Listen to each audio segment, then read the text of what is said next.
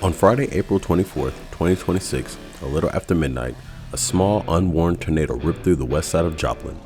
Thankfully, no injuries were reported. The National Weather Service confirmed that spin-up twister caused EF0 to EF1 rated damage, starting near Schifferdecker Golf Course. Large trees were torn down on the back 9 holes of the golf course, and as the storm moved east near First and Schifferdecker, the park's maintenance storage building was destroyed, and the roof of the office building which houses our park's maintenance and cemeteries divisions was peeled back like a stand of sardines. The storm then moved into residential neighborhoods, leaving tree debris in streets and causing some damage to private property for several blocks.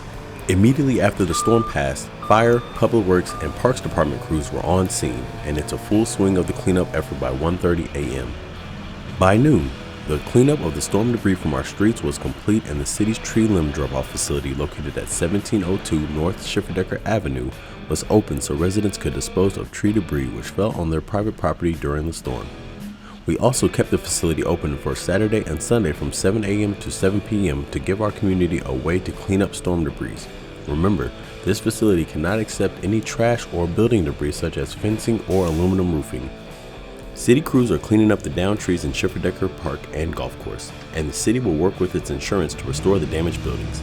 Thankfully, there was minimal impact into city equipment. The back 9 holes of the golf course were only closed until the afternoon during the cleanup, but all 18 holes are now open again for the golfers to enjoy. Thanks to our awesome people in the Public Works and Parks Department for all the hard work in the middle of a rainy night to manage the response and clean up to this storm. Ad omnia parata. Together, we're ready for anything.